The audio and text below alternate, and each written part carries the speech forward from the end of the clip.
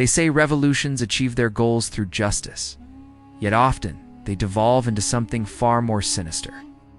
In October of 1793, as Paris still convulsed from the bloodshed targeting its aristocracy, a solitary woman languished in the damp confines of the Conciergerie, prisoner place historically known as the antechamber of death. Her name was Marie Antoinette, the former Queen of France. Reduced to prisoner number 280, stripped of her title, dignity, and the safeguards her royal status once provided. While history has immortalized the brutal moment of her execution by guillotine on October 16th, what often goes unnoticed is that Marie Antoinette's real demise occurred long before the final blow. It unfolded gradually, methodically in a cell, designed to dismantle her piece by piece. What transpired in the harrowing 76 days between her arrival at the Conciergerie, on August 2nd, and her fateful march to the scaffold? The answer does not lie within revolutionary manifestos or impassioned speeches. Instead, it emerges from the letters penned by her guards, the diaries of witnesses, and archives that remain sealed by France for over 2 centuries. This narrative transcends the tale of a queen who faced her fate with poise. It chronicles a carefully orchestrated campaign of systematic humiliation, psychological torment, and sexual degradation masquerading as revolutionary justice. Marie Antoinette was not merely executed. She was obliterated, her humanity gradually erased long before her body met the guillotine. Imagine yourself as the most powerful woman in Europe. Palatial estates sprawl beneath your feet, kings bow in your presence, and entire nations kneel at your command. Then, in an instant of violent upheaval, all that is stripped away, not just your crown and riches, but also your children, your freedom, your identity, and ultimately your most fundamental human dignity. This grim reality defined Marie Antoinette's fate, and the revolutionaries in Paris meticulously orchestrated each stage of her tragic descent to maximize her suffering. Before we delve deeper into this chilling account, I ask one thing of you. If this story resonates with you, express your interest with a simple gesture. Subscribe to this channel and leave a comment, naming a queen or king whose dark fate you wish to explore in future narratives. Should we recount the tale of Catherine the Great, Louis XVI, or Cleopatra? Your choice will illuminate the next forgotten story that time has tried to suppress. Our archives are open, and the truth yearns to be unveiled.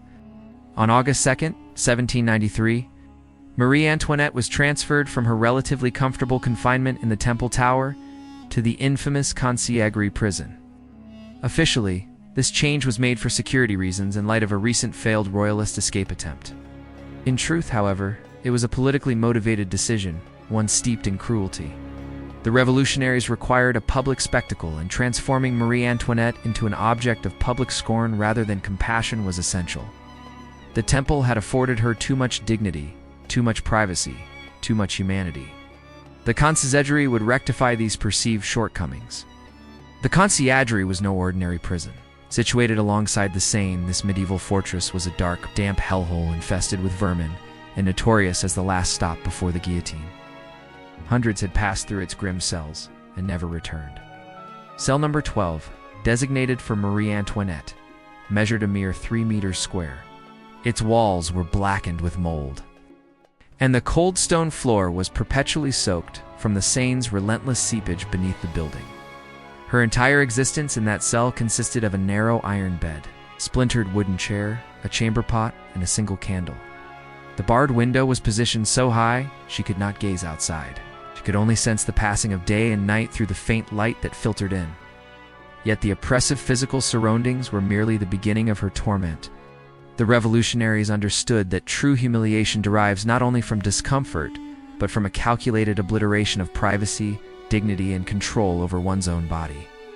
Marie Antoinette was subject to constant surveillance, not by discreet guards, but by 2 armed revolutionary soldiers who slept in her cramped space. Records from prison director Francois Balt reveal that these guards were mandated to document her every movement, each breath, every gesture throughout her day and night. The former queen could not wash, change her clothing, or even attend to her most intimate bodily functions without their intrusive gaze. Time and again, she implored for a curtain or partition, only to have her pleas dismissed. The stated rationale was security, but the underlying intent was unadulterated humiliation. Imagine the psychological anguish of being perpetually watched, never afforded a moment of solitude, continuously scrutinized and displayed like an animal in a cage. Marie Antoinette, once accustomed to opulent halls with hundreds of servants at her beck and call, was now stripped of her privacy and dignity to the point that she could not even attend to her own bodily needs without an audience present. This was not merely precaution. It was a meticulously crafted strategy aimed at breaking her spirit before her trial even commenced. A vanquished woman on the scaffold would garner a far more potent message than one who maintained her composure. The people needed to witness her degradation, her defeat, her transformation into a figure stripped of all nobility. As the days dragged on, her health deteriorated in the dank, mold-ridden cell. Suffering from chronic bleeding, likely a manifestation of advanced uterine cancer, her condition worsened due to the unrelenting stress and horrifying living environment, all while she received no adequate medical care. Even her laundry became a tool of humiliation. According to the memoirs of Rosalie Lamorlière, one of the few female attendants permitted near Marie Antoinette, changes of clothing had to occur in the presence of male guards. The queen was forced to remove her blood-stained undergarments before strangers, subjected to a sexual humiliation that sought to obliterate any remaining sense of womanhood and dignity. On several occasions, guards demanded that she fully undress in front of them, supposedly to ensure she bore no hidden weapons or escape methods. This was not an issue of security. It was an act of sexualized violence, masquerading as revolutionary duty.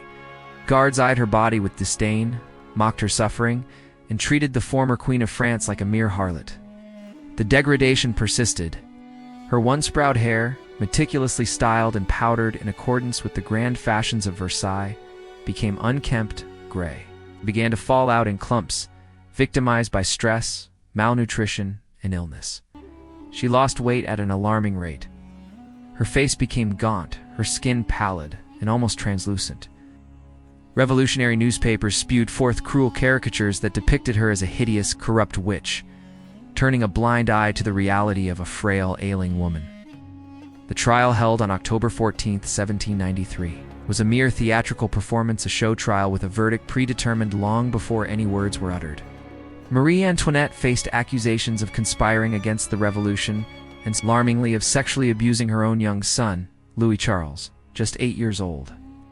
This horrific allegation was entirely fabricated, stemming from a coerced confession from a terrified child who had already suffered immeasurable trauma at the hands of his captors.